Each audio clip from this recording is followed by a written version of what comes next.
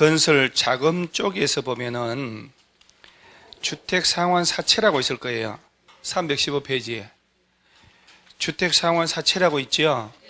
진짜 시험에 자주 나오는 건데, 토지상환채권이라고 지지난주에 설적한 적도 있어요.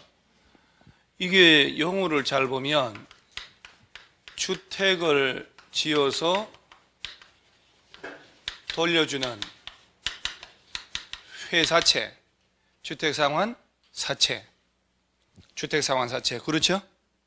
집을 지어 돌려준다. 이거 옛날에는 인기 있었는데 요새는 뭐 그냥 형식적으로만 존재해요.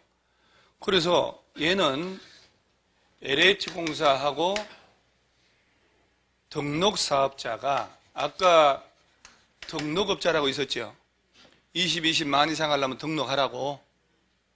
얘네들이 3년 내에 집을 지어 돌려줄 테니 우리가 발행하는 회사채를 매입을 해라. 주택상환사채를 팔고 자금을 조달하는 거예요. 시세 3억짜리 아파트를 지금 2억 한 6천에 사면 10% 깎아서 2억 7천에 채권을 사면 넌 나중에 3억짜리 집으로 돌려줄게. 그 자금을 조달하는 거잖아요. 집 짓기 전에 주택상환사채라는 종이 쪼가리 하나 발행하고 2억 7천이 통장으로 들어오는 거예요. 돈 들어와요. 그 돈으로 집을 짓는 거예요. 그래서 미리 3억짜리를 지어지기 전에 돈을 미리 낸다 이렇게 생각하면 되는 거예요. 그러니까 그 대신 한 10% 5% 깎아서 뭐 발행하겠지. 그래서 주택상환사채라는 것은 주로 집을 지어 돌려주기 위한 공기업이나 건설회사가 발행하는 회사채. 국토교통부 장관에게 가서 승인받아야 되고, 그래서 시험에서 도지사 승인이라고 내는데 한국토지주택공사 사장은 국토교통부 장관이 임명하는 거예요. 국토교통부 산하공기업이거든. 그래서 LH공사하고 등록업자가 발행한다. 누구한테 승인받고? 이걸 기재부 행정안전부로 바꿔서 낸 적도 있으니까. 몇 년 내 집을 지어 돌려준다고? 3년 내. 그냥 이것은 기명으로 발행한다. 무기명이 아니지. 그 사람에게 집으로 지어 돌려준다. 기명식으로 발행한다. 할 게 없네. 그 다음에 LH공사는 주택상환사채 발행을 해서 자금을 조달했다가 얘들이 망해버릴 수도 있을까? 한국토지주택공사는 없어지지 않지. 야들은 분양 보증을 안 받아도 돼요. 그런데 등록업자는 일반 건설업자잖아요. 없어져 버린다니까. 보증을 받으세요. 이 정도만 알면 돼요. 무엇이 이걸 못 외울까?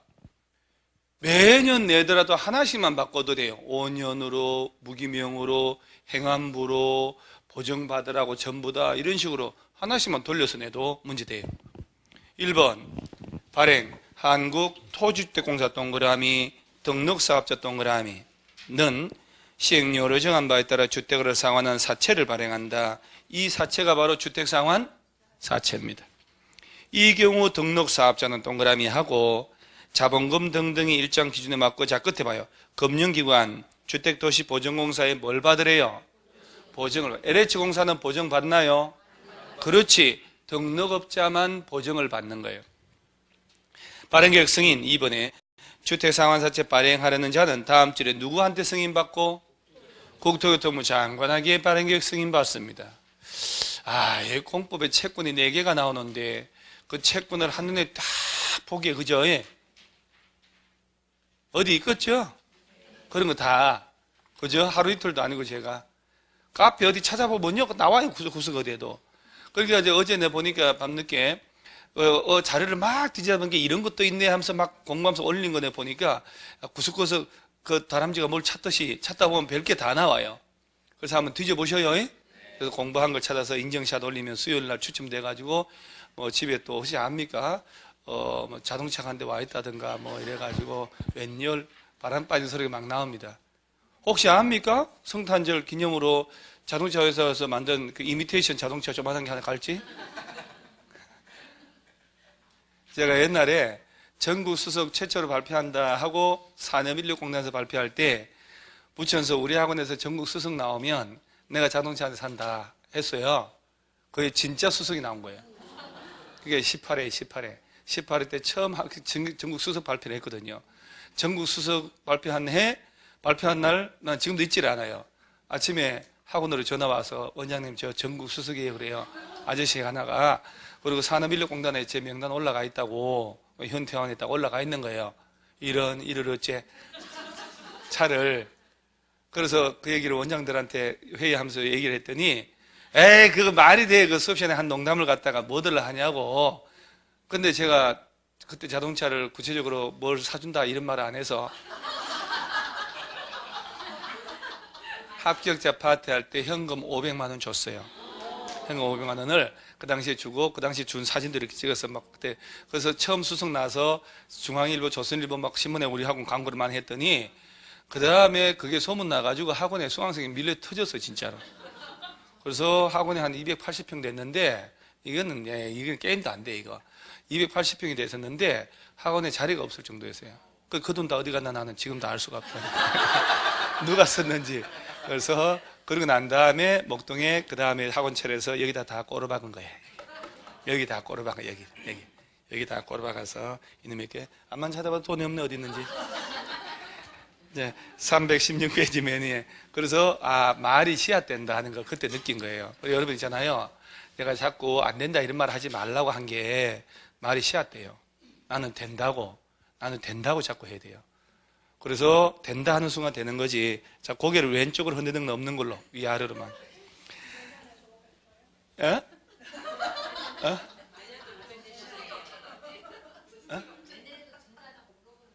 전국 수석 발표를 안 하기로 했어요. 전국 수석이 없어. 그때 이후에 제가 광고를 너무 써먹었더니 사설학원에서 그걸 활용을 한다고 소문 나가지고, 그걸 제가 써먹은 게 아니고 난 별로 안 써먹었는데, 그때는 새로운 브랜드라는 게 있어서 새로운 학원이라고 있었어요. 한 40개 넘었는데, 그 전국의 새로운 학원에서 다 그걸 써먹었어요. 다 저들이 합격 전국 수석이었다고. 나는 별로 안 했는데, 그래가지고 난 다음에 부작용이 생긴 거예요. 요새는 전국 수석이 없어요. 없으니까 해도 괜찮아요. 전국 수석 발표 안 해. 316페이지 맨 위에 발행 방법 나오죠? 기명식이라고 그랬잖아요. 무기명하면 안 되는 거예요. 이름이 표시돼야 돼요. 누가 집으로 받을지. 그 다음에 몇 년 초가지 마라. 3년 초가지 마라는 것은 3년 내 집 지어 돌려주라는 얘기입니다. 그 다음에 나머지 특별할 게 없고, 저기 6번에 주택상환사채 효력이 있나요? 등록사업자 등록이 말소된 경우에도 등록사업자가 발행한 주택상환사채 효력에는 영향을 미치지 않는다라고 되어 있죠. 이게 무슨 얘기냐면은, 아까 등록사업자가 3년 내 집으로 지어 돌려주겠다고 발행하잖아요. 누구한테 승인받아서. 그러지. 근데 야가 중간에 망해버렸다니까? 그러면 이거 매입한 사람은 휴지 쪼가리 되냐 이 말이요. 보증을 받았잖아요. 그러니까 등록업자가 등록이 말소돼서 실체가 없어졌다 하더라도 주택상환사채는 여전히 효력이 있다. 보증한 업체에서 집으로 돌려주든지 현금으로 돌려주든지 한단 말이에요. 그 다음에 상법의 사채 발행 이런 것도 뭐 지금 해도 안 해도 괜찮고. 자, 보세요. 주택상환사채라는 단어를 외워야 되겠지요. 이걸 외워야 되는 거예요. 이 단어가 안 외워진다니까. 주택으로 돌려주는 회사채. 이 안에 답이 50% 들어갔다니까. 그리고 LH공사하고 등록업자가 누구한테 승인받아서 몇 년 내 집으로 돌려주고 기명으로. 그러죠? 등록업자는 보증을 받아야 되고. 몇 가지 안 되는데 너무나도 자주 나옵니다. 자, 그 다음에 밑에 주택건설 사업 시행이라고 있나요? 이제 1번에 주택건설 절차가 있잖아요. 지금부터 건설하는 절차가 나와요. 우리가 보통 건물 짓고 할 때는 건축 절차라고 하는데, 지금은 건축이라는 용어를 쓰는 게 아니라 건설이란 말을 쓴다고 그랬잖아요. 그래서 주택을 지을 때 어떻게 하냐. 자, 여기는 또 단독 30, 공동 30세대 이상 지을 때, 대지를 1만 이상 할 때 예외 50, 50 있는데, 얘네들은 건축허가 받는 게 아니고 사업계획서 만들어가지고 승인을 받아야 되는 거예요. 그래서 사업계획 승인, 다 지었다, 들어가 살으려면 사용 검사 받고, 그래서 사용 검사라는 용어를 쓰는 거예요. 사업계획 승인. 사업계획 승인 대상 공동주택이라고 그러면 30세대 이상을 말하는 거거든요. 그 아까 20세대, 25도 있었죠? 그것은 사업자로 등록을 해야 집장사 할 수 있다는 얘기고, 30세대 이상 지을 때는 건축허가 받는 게 아니고 사업계획 승인받는다는 거. 그래서 지금부터 건설하는 절차가 나와요. 1번 사업계획 승인 대상이라고 나오나요? 다음에 주택건설 사업 시행하려는 자나 또는 다음 면적 이상의 대지조성 사업 시행하는 자는 끝에 줄쳐요. 사업계획 승인받으라. 자, 단독은 몇 호 이상 지을 때? 30. 공동주택은 30. 대지는 만. 자, 이거 한옥은 50% 하고 단정 연립 다시 또 50세대로 한다는 예외가 있거든, 예외. 그럼 예외는 아직 뭐 어지러우니까. 자, 아주 간단하게 이렇게 해주세요. 다른 건 중요하지 않아요. 공동주택 쪽으로 시험 나오니까. 30세대 이상의 공동주택을 집단으로 지을 때는 건축허가 받는 게 아니고 사업계획 승인받는. 그러면 다시 이제 단독을 29, 공동을 29세대 이하를 지을 때는 건축허가를 받게 되는 거예요. 그러니까 법이 적용이 달라져 버린다는 얘기예요. 30세대 미만 29세대 이하는 건축법 적용을 받고 30세대 이상은 주택법 적용을 받는다 이렇게 알면 돼요. 그래서 30세대 미만이니까 29세대 이하잖아요. 나는 건축허가. 우리 건축허가권자가 누구였는지 혹시 기억나요? 허가권자 원칙 누구?